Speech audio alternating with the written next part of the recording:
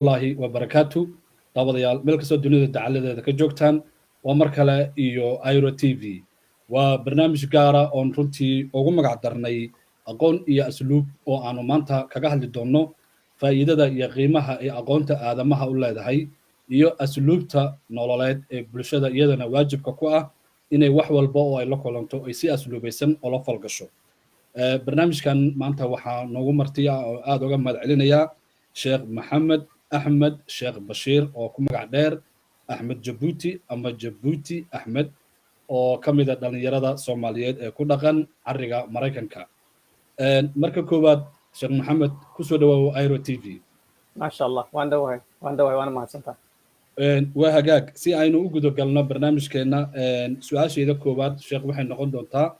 sidee looga faa'iideysan karaa aaladahan casriga ah tiknoolajiyada maanta jirta oo midi laba af leh ah oo hadba dhankii loo isticmaalo wax u goynaysa ku soo dhawow Airo TV mar kale mahadsanid Faisal aad iyo aad baan kaaga mahad celinaya ma sha Allah taala barnaamij cajiib ah oo ma aragta aqoon iyo asluub ah title-kiisana aad iyo aad u cajabay waaye ma sha Allah haddii aan ku bilaabo qodobka horeeya ee ah sidee looga faa'iideysan karaa aaladan casriga ah adigaaba runtii toosh weyn ku ifiyey oo aad tiri waa sayf laba af leh oo wanaagga iyo xumaanta labada loo isticmaali karo wax argumenti ah kama jiro unanimously dadka way isku waafaqsan yihiin aaladan casriga ee technology-ga ah inay manaafacaad leedahay aad iyo aad u weyn not only adduunka hawshiisa iyo nolosheena dabiiciga ah ku saabsan xataa aakhiradeenna technology-ga casriga ah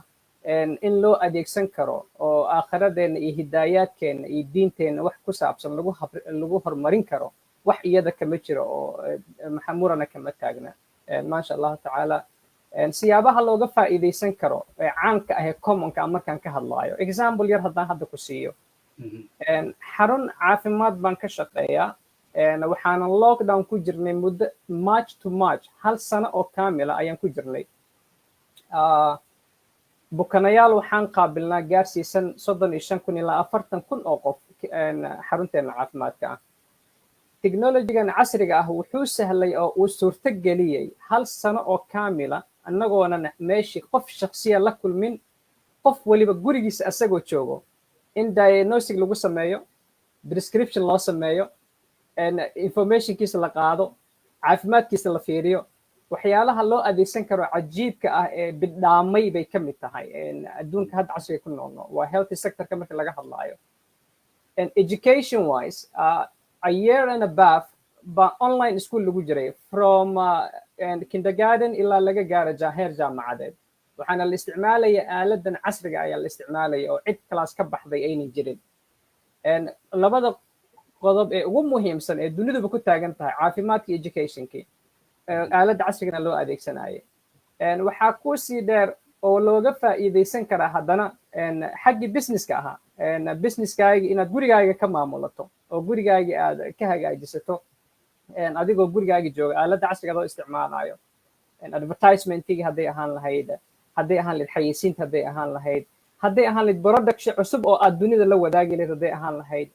aad iyo aad bay u sahashay marka faa'iidada uu leeyahay iyo sida looga faa'iideysan karo waa unlimited waaye waxaa munaasab ah oo qofka mu'minka ay tahay inuu aamino waa nasri ka imaaday min allah subxaanahu wa tacaala waxyaalaha alla inagu manaystay ee la isu su'aali doono ayay ka mid tahay ثم لتسألن يومئذ عن النعيم إنسانك ولا ويدين دونا نعمك اللي الله سيي ظاهرا وباطنا مد موقتة مد موقنين ولا سؤال دونا مركا آلة عصرية التكنولوجيا and positive هدي لو أديكسدو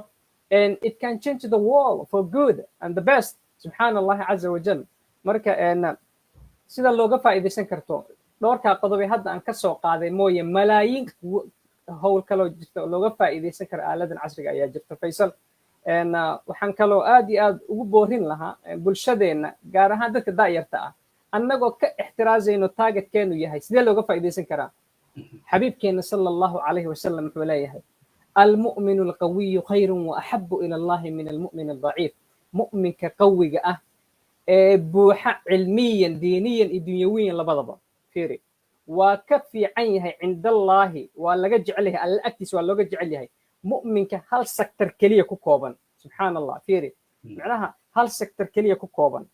mu'minkan jaanibeynka keliya ka wada shaqaynaya technology isticmaalaya dunida diinta ku faafinaya si positive u isticmaalaya technology waa ka duwan yahay mu'minkan aanan ka isticmaalaynin qaabka kale u isticmaalayn xadiidka wuxuu leeyahay salawaatullahi wasalaamu calayhi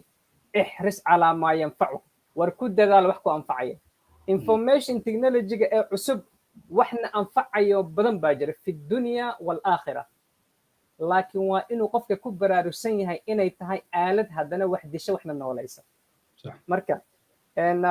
qodobkaas saasaan aan kusoo gaabin lahaa faa'iidada laga heli karaayo information technology casriga loo isticmaalayo isla qodobka inta aadan ka bixin dadka qaar marka waxyaabaha qaar la tixraacayo ama dadka culimadan reer galbeedka iyo dad badan oo kale wax faaqido teknolojiyadan casriga ah qaar waxay ku xiriiriyaan makhluuqa jinka la yiraahdo oo waxay leeyihiin jinka ayaa inta badan adeegsado arrimahan waana wax soo jiri jiray oo mar dhow ee aadamuhu ku baraarugeen laakiin in muddo ah uu jinka isticmaalayay arrintaasi maxaad ka aaminsantaa adiga sheekh maxamed basically muqaaranada ayaga ay samaynayaan oo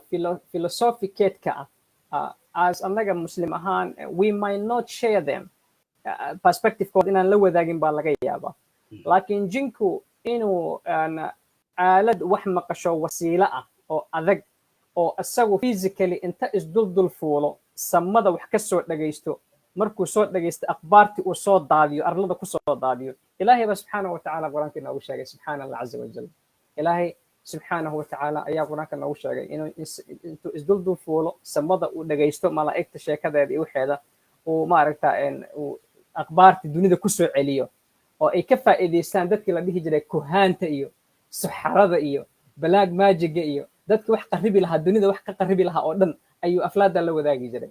iyagaa ka ganacsan jiray oo ummadda dhexdeeda intay wax u kala sheegaan wax isku qaribaan qaar isku sixraan qaar wax future oo muuqdo mugdi ku jira u sheegaan sida kuhaanta oo kale insaanka ayaa marka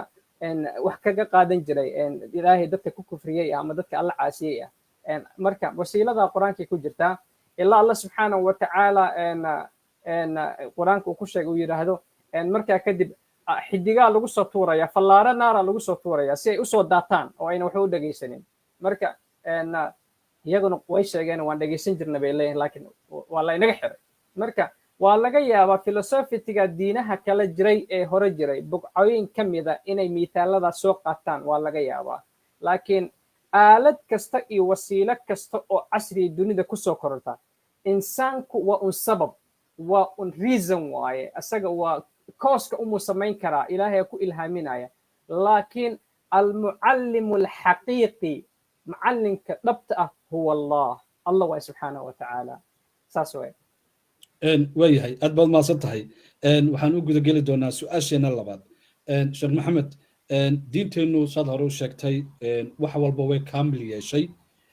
waxaa jira wax loogu yeero science and technology sayniska iyo teknolojiyada aan ku horeyna sayniska meelo badanna culimada islaamka iyo culimada reer galbeedku saynisku waxyaabo badan oo iswaafajiyaan baa jira oo diinteenna ay ka hadasho ama diimihii hore samaawiga ahaa iyo waxyaabaha iminka la helay oo ama badaha ama cirbixiyeenada ay heleen ama qolyaha badaha ku goosha ama bini'aadanka iyo xubnaha jirkiisa si ay u shaqeeyaan siyaabo badan sayniska iyo qur-aanka arrintooda bal waxay nooga taabo subxaan allah subxaan allah subxaan allah fiil aad iyo aad u cajiiba oo aanan 30 daqiiqo iyo 1 hour lagu soo koobi karin ulufun mu'allafa kitaabo laga qoray kala duwan ayaa jira subxaan allah caza wajal science-ga iyo qur-aanka isma diidayaan subxaan allah caza wajal waxaad ogaataa allah subxaanahu watacaala wuxuu leeyahay arlada iyo waxa ku jira idinkaan idin abuurnay subxaan allah huwa alladii khalaqa lakum ma fi lardi jamiican arlada iyo waxa ku jira iyo waxa khayra ee yaala noocay doonaba ha ahaado idinkaa la idin abuuray si aad u intifacsataan bini aadan ahaan allah subxaanahu watacaala uu leeyahay science-ga iyo qur-aanka iskama hor imaanayaan islaamku wuxuu dheer yahay oo keliya waxyaalaha commonka ah ee sayin islaamka iska waafaqsan yihiin. islaamku wuxuu leeyahay fiqi wax jaangooya mar walbana laga duulayo manfaca insaanka ah ee muslimka ah uu u leeyahay science-gan. daruurayn ayaa la fiirinayaa technology-ga casriga ah, ama tibbi ha ahaato, caafimaad ha ahaato, ama chemistry ha ahaato, ama any other field ha ahaato. science-ga markuu wax soo kordhiyo intifaacna insaanka uu u leeyahay, wax kastoo intifaac u leh insaanka, diintu islaamku ma hor istaagayso. haddii wax kasta oo intifaac leh uu ku jiro wax liddi ku ah qofka insaanka ee muslimka caqiidadiisa, iyo inuu u keenayo physical macnaha dhibaato jireed inuu u keenayo, ama xisi ah oo ah xagga caqliga ah iyo qalbiga u keenayo, unbuu islaamku intervene ku samaynaya. islaamku waa soo dhexgelaya mowqifkaas, waana ka hadlaya, waana ka jawaabaya. because waxaad ogaataa diinteennu islaamku waxay ilaalisay oo si xurmo leh u ilaalisay xiska iyo qalbiga insaanka, iimaanka iyo cirliga ayay ilaalinaysaa. marka isma diidana. walidaalika biyoniyaradii science-ga ahaa ee islaamka ahaa ee magacyadoodii ama la bedelay ama la isticmaalay, jaabir ibnu xayaan, ibnu haytham, culamaa u tibiga oo dhane, optic dadkii ugu horeeyay culimmada optiga ah ee isticmaali jireen, traveling, ibnu batuta, listi aan la soo koobi karin. ayagoona kitaabka qur-aanka ahaa aaban isticmaalaynin iyo axaadiistii bay haddana science cilmi developmentii ah oo ayagu ay billioneer ka yihiin oo bilaabeen baa ilaa yowmana hada la isticmaalaa. subxaana allahi caza wajalla. modern optiga hadda la isticmaalayo, ibnu haytham kitaabadii uu qoray oo la turjumaya ayaa ilaa hadda la raad raacaa markii optiga laga hadlaayo, indhaha laga hadlaayo. subxaana allahi caza wajalla. marka science-ga nabiyullahi suleymaan calayhi salaam, allah subxaanahu watacaala biraha iyo xadiidka asagii aabihii ay samayn jireen, subxaana allah, oo wax walba loo isticmaali jiray. xadiid xaguu hadda adduunka ka maraya? adduunku wuxuu noqday xadiidka ama birta waxa ugu qaalisan ee wax walba oo aynu maanta isticmaalayna soo dhexgalaya. subxaana allah caza wajal. ama wanaag ha loo isticmaalo ama xumaan ha loo isticmaalo. aadam calayhi salaam ka sakow, nabiyullaahi sulaymaan iyo daa'uud, then fiil bay ku jireen aad iyo aad xadiidda wax laga sameeyo, wax laga sanceeyo. alla subxaanahu watacaala uu baray oo uu sameeyo, uu ilaaliyey. marka science-ga casriga ah mawjadda maanta uu jooga hadday 50 sano ama 100 sano kale kasoo wareegto, oy gawaaridu isu bedelaan wax duulo xaafadaada ka dega oo bakinkaaga duulitaan uga soo baxa, islaamku ma diiday, kamana hor imaanayo. walidaalika salawaatullahi wasalaamu calayhi markuu soo maray niman samaynaya bacrimin miraha ku saabsan timirta ayay bacriminayeen. micnaha si geedka mira, geedaha waxay kala leeyihiin lab iyo dhidig. geedaha miraha bixiya ayaa lab iyo dhidig kale, dan way isku bacriminayeen sidii geedkii miro fara badan u keeno. rasuulka markuu soo agmaray salawaatullahi wasalaamu calayhi uu yidhi iska daaya sidiisaa u ficnaan lahayde, ay ku dhaga adeegeen ay isku bacrimiyeen, baa waxaa ka soo baxay geed madhalaysa oo waxbaba dhalayninba, oo qolof iyo laf bas ah, oo aanan skin iyo laf bas waxba ka soo baxaynin. maalinkii dambe salawaatullahi wasalaamu calayhi, maxaa samayseen? maxaa idinkaga soo baxay waxaad samayseen? markaasi xaaladdu sheegeen. salawaatullahi wasalaamu calayhi wuxuu yidhi antum aclamu biumuuri dunyaakum, amuurtiina dunyada ku saabsan idinkaa iga xil dheer. subxaana allah. micnaha wadiiqo ku furan waaye inaad limit garaynin potentialkaaga inaad wax soo saarayso oo science-ga isticmaali kartaa. marka isma diidanayo. mas'aladana waxaan u emphasis garaynayaa, dad waxaa jira wax kastoo casri ah ayagoo diintii isticmaalaya dhahaya may diinteenu may diinteenu subxaana allah iyadaa hormuud ka ahayd xadaarada dunida maanta ka jirta, and it will stay that forever and forever insha allahu tacaala. isma diidayaan marka science-gii diinteenu. markaan usoo noqono isla qodobkan, adaa iminka aad carabaabtay, culimadeena soomaaliyeed in badan oo ka mid ah, gaar ahaan inta kuweena waddanka gudihiisa jooga, mararka qaar fadwooyinka waxyaaba waxaa jira laga dayriyo oo ay inta badan ka hadlaan reer galbeedka iyo horumarkooga iyo waxyaabahay qabteen, yani in laga bari noqdo oo la tuuro. marka ma waxaad leedahay tiknolojiyaddu meel ay joogtaba waa wax lagu ihaaneeyey, ama uu ilaahay subxaanahu watacaala ugu talagalay inay aadamahoo dhan uu ka faa'iidaysto miya?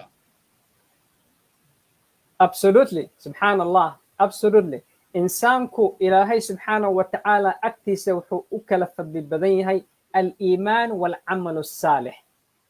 waxa kale oo dhan insaanku cindallahi waa uga siman yihiin. ninkan gaalka ah waxa uu kaaga horeeya ee technology-ga ah ama casriga ahi baahida ku hayso diintaada ku diidi mayso inaad ka qaadato, ka barato, weliba ka badiso, oo weliba ka amaahato, oo weliba uu ku baro, oo weliba aad weydiisato inuu ku baro. waxaad ka siman tihiin levelki insaaniyadda, humanitygaad ka siman tihiin. walaqad karamnaa bani aadam baad wada tihiin, ilmo aadan baad wada tihiin. wax kastuu kaaga dheereeyo gaalnimadiisu ma hafinayso. allaahumma halkan hadday hadlay ee ahayd haddayna fiqi kuu diidaynin oo diini kuu diidaynin, taasoo tacbiir adag u baahan wax lagu soo degdega ahayn. ayaamaha wax lagu soo degdegaa batay, aan lagu soo degdegaynin. waa laga faa'iidaysan karaa. subxaanaka yaa cadiim. wax wanaagsana waa loo isticmaali karaa. way ku bari karaan, waad ka baran kartaa, waad ka ammaan kartaa, waad ka gadan kartaa,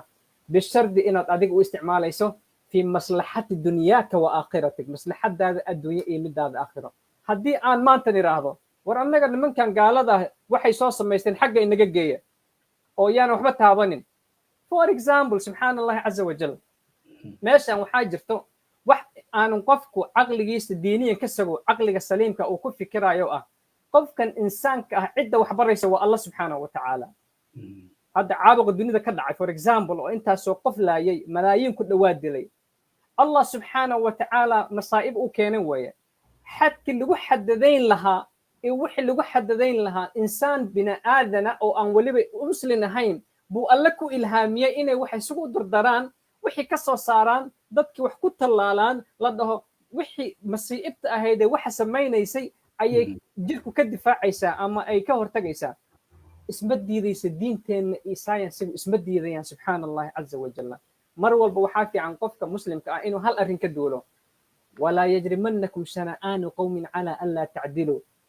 xarash aad u hayso qowmiyad iyo dad gaar ah yayna kaa wacinin inaan xaqa ka leexato ama xaqa aadan ka sheegin xaqiiqda jirta. aniga gaal waa necbahay, gaal ma ihi. allah ii sheegay gaal inaanan ku dayanin, allah ii sheegay inuunan tusaale ii noqonin, laakiin binisba insaaniya waxa uu iga badan yahay suulkan u taagayaa. ama grateful wuxuu development sameeyey, wixii aan ka isticmaali kara waan ka isticmaalaya, laakiin limintiisa waan siinaya allah asaga subxaanahu wa tacaala baray. marka arrinta ayada waa qofka muslimka ah waa inuu saa u fahmo weeye. diinteennu ay tahay diin cajiiba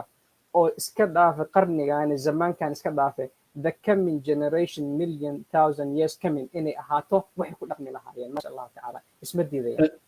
maasha allah. qodob aan qusaynin baan 1 minute insha allah bal wax kaa weydiinayaa maadaama aad nin wax baara u tahay. hadalkaaga waxaa ka mid ahaa islaamku inuu ahaa hormuudka ilbaxnimada iyo teknolojiga adduunka. bal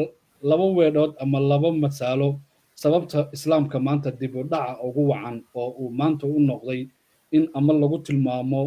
yacni dunida saddexaad ama lagu tilmaamo dhaxalkii ninka bukay, maxaa u sababaas leedahay? subxaan allah. wax badan baa laga yidhi masaladaas, maxaa dib u dhaca nagu keenay. laba arrimood baan u kala qaadi doonaa. mid waa midda islaamka oo dhan ka dhaxaysa say su-aashaada u muuqato. midna waa mid annaga inoo gaar ah ka jinsigeenna soomaaliga ah oo keliya. islaamku waxyaalaha dib u riday waxaa ka mid ahaa, for example, taleefankan iphone-ka ah waxaa soo saaray nin baa soo saaray oo soo sameeyey markuu soo sameeyey wuxuu soo saaray daatar la socda ama buug dhan oo la socdo ah sida loo isticmaali lahaa bahalkan. haddii buuggan uu maqnaan lahaa, cellphone-kan in la function gareeyo way yaraan lahayd. for example, iphone-kan kaaga soo qaadaya. shaqaalaha iphone-ka ah iyo productionka ilaa ay hadda waxay aaminsan yihiin Steve Jobs, ninkii dhintay ee pioneer-ka ahaa, inuu la dhintay macluumaad ku saabsan taleefankan oo cidaan isaga ahayn aynan ogeyn inay jirto oo uu la dhuntay buu aaminsan yahay. ay aaminsan yihiin ilaa ay hadda aaminsan yihiin. insaankani bini aadankani islaamka ah ee alla abuuray dunida markii la keenay waxaa la soo raaciyey bug. alla leeyahay maasha allah, gurigan aynu kusoo dhex turnay dunida ah, halkaad daaqada ka furi lahayd iyo halkaad albaabka ka xiri lahayd, musqusha saa u isticmaali lahayd, waa kan isticmaal. waxay isku dayeen islaamku dibna u riday, aadna noloshooda u weydaarsaday, inay buugi dhigaan oo isku dayaan ayagu inay imagine gareeyaan inay furi karaan albaabada iyo qasnadaha iyo taababka iyo nalalka ay maamuli karaan.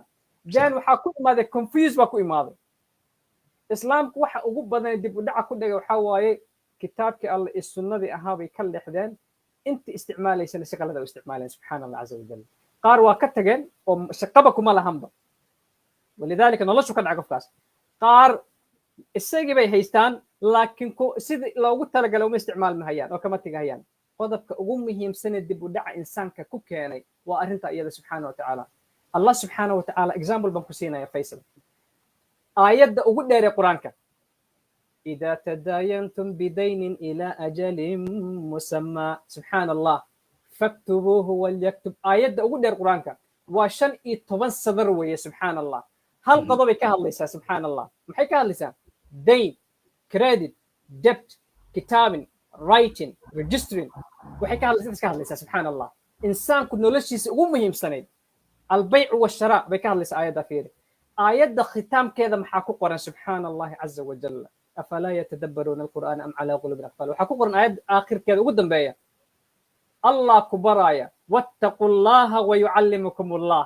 آيات نمات كذا إلهي كعب سد إلهي بان إذن برايا وحن أن إذن سوق شيئا يوح كبضا الله إذن برايا الله كعب سد سبحان الله مركب ميزان كاني أو حكم ميزان لهم بين التورني ذن إسلام كدبو دعوة حكو دعي وافيه أو آن وحبك سورا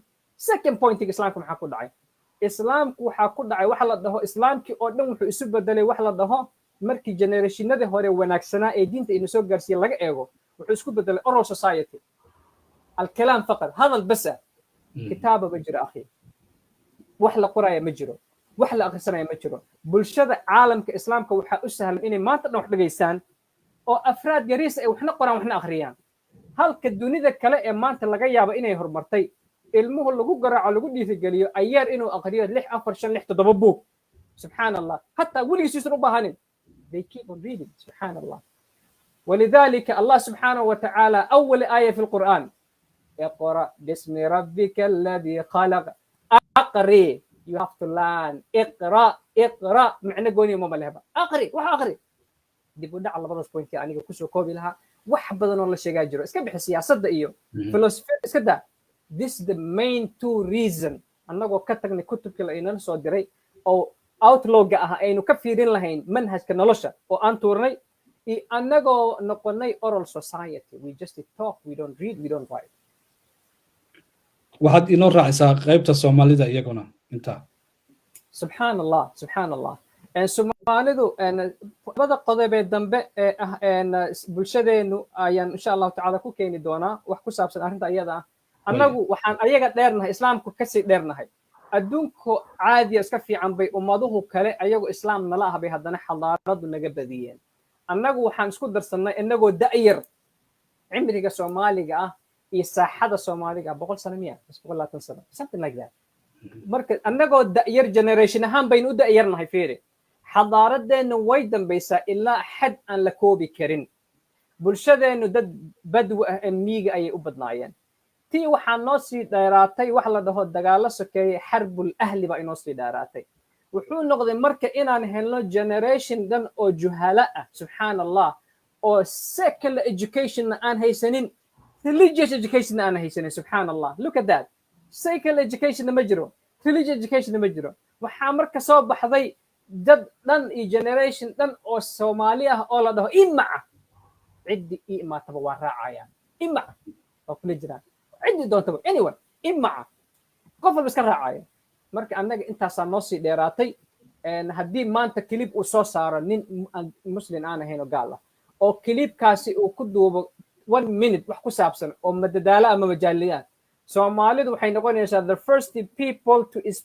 wasacgareeyo sheegareeya kilibkaas ayagoonan u meeldayin consequence uu yeelan karo waxayna noqonayaan dadka ugu horeeya imitation ku sameeya ama isku daya ninka wax uu sameeya inay sameeyaan waxaa keenaya arrintan soo saaray oo ah jahliga iyo xadaarad la'aanta naturalka ah ee dadkeena la degay aad baad u mahadsan tahay qodobkii ugu dambeeyey ee barnaamijkeena maanta aqoon iyo asluub ayaanu kusii siqaynaa maantana marti uu noogu ahaa sheekh maxamed axmed sheekh bashiir oo ku magac dheer jabuuti sheekh waxa weeyaan su-aasheedan runtii waxay odhanaysaa social mediaha ama baraha bulshada oo aad u fara badan waxaa laga falkiyaa ama dhex sunsuma ama dhex socda xumaan iyo fusuq aad u tiro badan. xumaantaa iyo fusuqaasi waxaa dhinac socda in loo adeegsan karayo dhinaca wanaagsan oo bulshada muxaadarooyin iyo wacdi diiniya ah asluubaysan laga hadli karayo waxyaabo bulshada u wanaagsan, dhaqanka, suugaanta, caadooyinka, waxyaabo badan. bulshadeenna Soomaaliyeed social mediaha waxay u adeegsadaan sida aad hadda sheegtay sida ugu badan ee ummadi u adeegsato, gaar ahaan da'yarta. waa maxay baad is leedahay in ay hargaha goosato waxyaabaha inta badan asluubta aanan ku salaysnayn da'yarteena ay inta badan isu gudbinayaan ama ay u isticmaalayaan social media? mahadsanid walaalkay oo aad u mahadsan tahay arrintan in fara badan baan khudbooyin jimco kaga hadlay personalina muxaadarooyin baan uga jeediyey kutubada iyo daraasaadka aan weekendka akhriyana mar walba wax qayb ka mid aan soo qaataa technologygan casriga ah iyo weliba alwasaa'il alaclaam almucaasara social mediaka platformkii hadda casriga ah dadkii soo saaray ee ayaga keenay ee naga gadaayay marka ay ka yaabeen cawaaqib xumada ay yeelan karto waxay samaysteen xayndaab conditionno iyo waxay sameeyeen rules and regulation bay sameeyeen. subxaan allah countryga aniga aan ku noolay hadda oo kale waxay hadda isku dayayaan the biggest one, let's say Facebook oo kale, in la xakameeyo anyone under the age of 14 and 13 inuusan access u yeelanin bahalkan. waa marka ay arkeen khasaaraha iyo xumaanta uu leeyahay markay arkeen. waxaa taa kusii dheer in la limid gareeyey oo aan qofkii isku mid ma aha qofka Facebooka kaga jira Soomaaliya iyo qofka kaga jira Mareykanka isku mid aha. in this place waxaa doonta haddaa samayso waxaa consequences suurtagal ah in lagu xiro haddii qof ku dacweeyo. xagga laakiin cid ku dacweyn kartaa ma lahan iyo rules iyo ku xakameyn karaa midna ma jiro. marka bulshadeeni Soomaalida ahayd iyagoo ahaa dad oral society ah oo inta badan maqalka iyo hadalka bes nolosheedu ku base garaysnayd oo sida naturalka waa bulsho Soomaaliya waxaan oral society ah. that's why xamar kaliya u leedahay 100 radio iyo 20 TV kaliya u leedahay Muqdisho kaliya for example. ayaa waxa ugu sii darsantay dadkii inay ka dhigaan social platformka meel ay ku express gareeyaan ama ay ku sharaxaan they are personal grievances shakhsiyan. arrinta qolka jiifka ka dhacday buu qofka la imaanaya social media ka. subxaan allah caza wajal qolka jiifka arrinta ka dhacday buu la imaanaya. qofka muslimka ah waxaa loo baahan yahay mar walba uu samaynayo social platform wax ka samaynayo hal arrin inuu ku fikiro ayaa aad iyo aad u fiican. camal kastoo insaanka uu sameeya waa maktuub. subxaan allahi caza wajalla maa yalfidu min qawlin ilaa ladayhi raqiibun catiida. wax kastoo aad tirahda waa la qorayaa xumaan iyo wanaag labadaba. maxay isdheer yihiin? social mediaka wuxuu dheer yahay maa min kalamatin khayra ma dhahaysid kelimad khayra ilaa inta uu social media nool yahay adduunka ka jiro kiliibkaaga iyo qowlkaa tirahda it keep on moving. subxaan allah fa in kaana khayran fa khayran lak. subxaan allah haddii khayr uu ahaa khayr ba kuu socda countigaaga ajr wa xasanaatin. subxaan allah fa in kaana sharan takunu sharan wa xasratan wa nadaamatan calayk. ilaa qiyaami saaca khayr iyo shar baa kugu socda xataa haddaad dhimato kiliibka xumaanta ahayd ee aad soo saartay adduunku yaalla adna aakhiraa joogtaa waxaa kuu socda sayi'aad baa kuu socda adigoo meyd ah oo qalbigaaga ku jira oo xayaatul barzakh ku jira ilaa qiyaami saaca. subxaan allahi caza wajalla. walaaladaydan muslimiinta ah waxaan rabaa inaan u sheego gaar ahaan Soomaalidan u sheego akhi ilaah ka fiirso social mediaka aad isticmaalayso dhibka uu ku leeyahay. beecadeena hadda mashaakilaad badan buu ku hayaa. example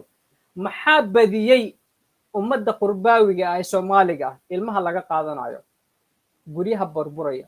divorce rate-ka oo high ah, qoyska isdagaalayo, hebel bac loo tuuray, mid inta laga keenay. maxaa keenay miyaa taqaanaa? salawaatullaahi wasalaamu calayhi wuxuu dhahay 5 qofood ilaahay baa ballan u qaaday inay janno galayaan xaaladda ay ku sugan yihiin 5 qodob ka mid ah hadday ku dhintaan. 5 qodob iyo xaaladaha ay ku sugan yihiin mid ka mid ah ka qoseeya arrintan aan kuu dhagay aan kuu sheegay. subxaan allah waxaa ka mid ah 4 qodob oo kale ka mid ah laakiin midka ka qoseeya waxaa waaye qof aan gurigiisa cidna lagu xamanin. subxaan allahi caza laa yuqtaab fii beytihi axad. gurigiisa wax laguma xanto. كان ضامنا على الله أن يدخله الجنة. الله أبلن قاده إنه جنة جلية. سبحان الله عز وجل. إله بان كداريه قولي قاعد مركز سوشيال ميديا فيسبوك سوقشو أقول كاجا جيفا قف كوعي سفير كليبا oo aad xan ku samayso oo reer bani fulaan oo dhan aad ku jaa'ifayso oo siyaasad qiila waqaalo aan xogteeda lahaynin kaga sheekayso barake intee la eg buu gurigaagu dhexal siinaya gurigaaga barakadii baa laga qaaday subxaan allah dahabat ilbaraka gurigaagii barakadaa ka tagtay gurigaaga khilaafaa imaaday isku mid ma aha dukaanka lagu gado groceryga ee cuntada lagu gado ee ganacsiga ah iyo dukaanka lagu gado qamriga isku baraka miya guryaha islaamka saas oo ah subxaan allah gurigaaga hadduu yahay guri kiliibkan laga soo sharcidinayo waa ka shar badan tahay gurigaas online qur-aanka looga jiro ama muxaadarada looga jiro ama kiliib wanaagsan oo khayra laga soo samaynaayo waa kaa qayr badan gurigaas waana ka sakiino badan yahay gurigan waa holcayaa subxaan allah caza wajal allahna u ballanqaada ballanqaadkaa fiiri waa loo ballanqaaday ilaahay subxaanahu watacaala meesha laga caasiyo waa nabad guurtaa ظهر الفساد في البر والبحر بما كسبت أيدي الناس أدونك corruption كي إيو فساهات كي بعير إيدون إيبت ساميي محوكو ساميي بما كسبت أيدي الناس بين آذن كوحي عنتو ذا كوكس بدين قولي قاقو حكو جرا ظهر الفساد في البر يكو جرا قولي قاقو نولكو كويا لا فساهات كمركي قولي قاقو هدو كسو إفبحو أو عنتو ذا كوكس ساميسي الله سبحانه وتعالى محولي آيات الله في كذا ليذوقهم بعض الذي عملوا لعلهم يرجعون وحان دنسين دونا عذاب دو بل سي اي نوغو سو لابتاني نوغو توبت كينان already gurigaaga waxaad ka samaysay social platform facebook aa kuu furan dad baa caysa dad baad cadaabtaa dad baad xamataa muusigaad ka soo daysaa balaayo dhan baa ka soo daysaa oo kala xun oo dee akhlaaqda fuxshi ah oo faaxisho ah ilaa qofka uu gaaro isagoo marwadiisii xalaasha ahayd gogol kula jira uu social media ka soo dira هذا أقبح شيء في العالم سبحان الله بركة غوريغا لغا قادايا حلال بحكو هتا ديدون بركة غوريغا لغا قادايا سبحان الله عذاب لو دسينا يا دو سي الله سبحانه وتعالى وصلى الله بطو سوشيال ميديا كهدادن او استعمالين قابك او ربي كو حديي او اد حدك كسارتو نولشادو waxa la gelinayaa in that science maciish lanka la gelinayaa noloshaadu illa qiyam saacan xumaantaada way soconaysaa صلوات الله وسلامه عليه وحوليه أحب الناس إلى الله أنفعهم دتك الله أكتس وحا خير بدن سبحان الله عز وجل كان دتك أنفع فيصلو برنامج كهيسو وعي قلنته ومد أنفعيا أنفعهم للناس سوق جلايا نك كلمتك حالة الله إعاوة ومد سوق جلناي عاي أفلقادو يقوحان جرين يوح الله رالك أهين أقبح الناس وادتك قفك وحن سبحان الله عز وجل qofka kafadaas loo baahan inuu ku miisaamo guriyahayna si xun buu u saameeyay waliba annaga disasters baa nagu dhacay markuu social media timaado disaster baa nagu dhacay calamity baa nagu dhacay subxaan allah cadaabkii allana waa usii dhaban yahay marka social media wanaag in loo isticmaalaa fiican xumaantana lagala ilaashado waayahay waxaan soo qaadanaynaa qodob social mediahaasi qayb ka mid ah oo weliba iminka si fiican u saameeyey da'yarta aaladda la yidhahda tiktoka oo aad moodidba in loogu talagalay in fasahaadka ama dhibaatada amaba loogu talagalay bulshooyinka dhaqamada iyo diimaha iyo xididada leh in loo siibo tiktok iminka waxay gaadhay asbuucii hore dowladda china waxay iminka soo saartay awaamiir sida maraykanka oo kale lagu xadidi doono qaabka loo adeegsado tiktok wuxuu noqday meel hablaheennii cawrada ahaa aad moodid in ay u kala dheeraynayaan oo midba midda kale aad moodid in bilado lagu siinayo qaabkay u adeegsanayaan gabdhaheennu cawrada ah weligood waxay ahaan kuwa madaxay noo saaran waxay ahaayeen kuwa quruxdooda iyo qiimahooda iyo milgahooda aynu ku dhaadanno iminka heer waxaa la marayaa ay gabadh walibo ama in ka mida gabdhahoo dhan maahane inay sida doonaan u adeegsadaan yacni qaabka ay wax u tabinayaan adduunyaduna waxaa ka jiro tabinta aad tabisay ama sawir aad tabisay ama muuqaal aad tabisay malaayiin shirkadood ayaa qaadanaya oo si qaldan oo xun oo fool xun u sii isticmaalayo dadkaasi maxaad leedahay maxaadna usoo jeedinaysaa runtii laba qodob baan rabaa inaan kula taliyo dadka da'yarta tiktok isticmaala ummaduhu waxay micno ku yeeshaan horumar iyo wanaag iyo sharafna ku yeeshaan inay horumariyaan oo ay barmoodgareeyaan dhaqankooda wanaagsan subxaan allah inay horumariyaan oo ay barmoodgareeyaan dhaqankooda wanaagsan haddii ay noqoto inaadan horumarinaynin dhaqankaaga wanaagsan. For example, diinba ka sakow, dumarka Soomaaliya culturally waxay ahaayeen dad xishooda. Al-istixyaa, subxaana allahi caza wajal, al-istixyaa xilliga la xiran jiray guntiinada iyo gambada keliya oo garbuhu hataa gabdhuhu qawnaayeen markay kula hadlayaan al-istixyaa afkooda subxaana allahi tacaala gacanta lagu qabsan jiray. subxaana allah. xishoodka hadduu meesha ka baxo, moralitiga baa ka baxay. moralitiga hadduu ka baxana immoralnimo imanaysa. qofka haddii xishoodku ka tagana wuxuu noqonayaa qof qaawan oo aan dhar xirnayn, xataa hadduu dhar xiran yahay. morally qofka hadduu immoral noqdo wuxuu noqonayaa qof qaawan oo meel tagan ayuu noqonayaa. walidaalika salawaatu llahi wasalaamu calayhi uu leeyahay ina mima adraka annaasu min kalaami nubuwati luulaa, aqwaashii ugu horreysay ambiyadu dadkooda ku dhihi jireen waxaa ka mid ah idaa lam tastaxyi, war haddaadan xishoonaynin qof yahow, fasnac maa shi'ta, waxaa doonta sameey. miisaanka ugu culus ee wax lagu miisaamo xishoodka ahaa, kiibaa maanta qadka ka baxay. waxaa marka meeshaa ka imaaday oo keenaya jahliga jira keliya ayaa keenaya. jahliga waxaa waaye qofkii wuxuu noloshiisa kusoo koobayaa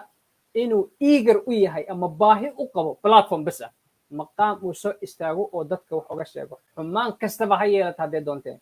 asoo wanaag u isticmaali karo oo maxaa horumar wanaagsan oo khayr diini dunyada keeni karo. waxaa maan akrinaya shalay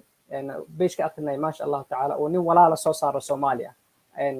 nin la yidhaahdo Haytham in China. waa nin caraba waaye, China degan yahay, ganacsada iyo business advertisement uu sameeyaa. 1.7 million people baa ku xiran follow up. 1.7 people ayaa follow up ku ah. ninkaasi afka carabiga kusoo tabiyaa wuxuu ka hadlaa oo keli ah fursadaha ganacsi ee dalka haya dunida kale ee caalamka ay la wadaagi karaan oo keliya. subxaan allah, look at that, how smart he is. imise fikradood baad haysaa oo wanaagsan soomaaligii, gabadha ama wiilka ahaayow, oo aad tiktok ku sheegi karto, ummaddan uga faa'iideyn karto, adoonan alla caasiyin, adoonan alla ka caraysiinin, adigoo waalidka iyo cidda ku dhashay iyo asalkaaga aadan u soo jeedin ceeb iyo darxumo iyo magaxumo aadan u soo jeedin. subxaan allah. think about it. positivekaaga haddaad isticmaasho waxaad gaari kartaa. adiga se uma baahnid. waxay hadda maraysaa qofka inuu ku fikiro faaxishaday ka xun tahay inuu keeno si uu suurtagal ugu noqoto to get more comments and more likes. subxaan allah, look at that, more comments and more likes. waxaa suurtagal ku ahaan lahayd haddii aad wanaag u adeegsato intaad rajaynaysa in ka badan inaad hesho. walaalo badan oo la sheekaystay oo aan ku iri niyahow titleka ka bedel ama sawirkaa meesha ka qaad, wax walbo khayr waad iska heli doontaan. niya wuxuu dhahay dadka ma fiirinayaan, dadka haddaan wax soo jiita lagu samaynin. look at that, subxaan allah, mentalitygaa fiiri. micnaha dadka haddaan wax soo jiita lagu samaynin, marmarka qaarkood oo aad sii raacdo tiktoka ama facebooka, soomaalidu da'yartaa muuqaalka ay soo dhigaan iyo titleka isma lahan, waa been. titleka qaldan si dadka loogu soo jiido, kiliibka qofka taabanaya gudihii wax ku jira isma lahan. subxaan allahi caza wajalla. waxaan kuu sheegayaa hal arrin. salawaatu llahi wasalaamu calayhi wuxuu leeyahay subxaan allah, man taraka shay-an lilaahi ciwadahu allahu khayra minh. ninka shay alla dartii uga taga, alla wuxuu ugu bedelayaa wax ka khayr badan ayuu alla ugu bedelayaa. fiira waa xadiid, waa qowlka rasuulullah. alla subxaanahu watacaala muxuu qur-aanka ku leeyahay yaa ayuha aladiina aamanuu atiicu allaha wa atiicu rasuul walaa tatawallow canhu wa antum tasmacuun. alla ateeca, rasuulna ateeca, hana ka leexaninoo ha ka jeedsanina idinkoo maqlaya qowlkiisa salawaatu llahi wasalaamu calayhi wa antum tasmacuun. aqi xadiidkan kuu soo tabanaya waa qowlkii rasuulka ah. walaa tatawallow wa antum tasmacuun, ha soo gelin codki adigoo maqlaya iyo qowlka rasuulka ha ka jeedsanin. bal tijaabi, bal hal shay oo xun oo social platformka aad kaga samayn jirtay habeen kasto, ama aad dad ku cen jirtay, ama aad qabiil ku cen jirtay, ama siyaasad aadan hubin aad kaga sheekayn jirtay. subxaan allah, oo aakhiradaada halis gelin jirtay. bal ilaahay dartii uga tag, tijaabi, yaqiin la imow, just tijaabi, let's see how it works. you will appreciate it and Allah will guarantee you something much bigger than that. subxaan allahi caza wajal. maasha allah, maasha allah. inta ayaan kusoo afmeeraynaa barnaamijkeennii aqoon iyo asluub oo aanu sii wadi doonno hadduu ilaah yidhahdo ka dhigi doono taxano haddii naftu baaqi nagu tahay. barnaamijkan waxaa maanta marti igu ahaa walaalkeen sheekh maxamed axmed sheekh bashiir oo ku magac dheer axmed jabuuti oo joogo dalka maraykanka. waxaan aad iyo aad kaaga mahad celinaya annaga iyo daawadayaashaba sida qiimaha leh milgoon ee aad noola wadaagtay aqoontaada waxaan ku leenahay guulayso sheekh maxamed جزاك الله خيرا واحسن اليك ان شاء الله تعالى وبارك الله فيك برنامجكaaga aad iyo aad baan u boorinaya waanan u baahannahay Somali young generation diaspora-ga barnaamijkaaga way u baahan yihiin culimo way u baahan yihiin diaspora way u baahan yihiin mowqica maanta caalamka ka jira levelka maanta uu marayo we have to inaan la jaanqaado da'yartaada dunida joogta si diintaada aydan uga tegin waa inaad ku hadashaa the language they understand waxaan ka hadlayaa the form of life they living in you have to be part of that. Assalamu alaikum wa rahmatullahi wa barakatuh.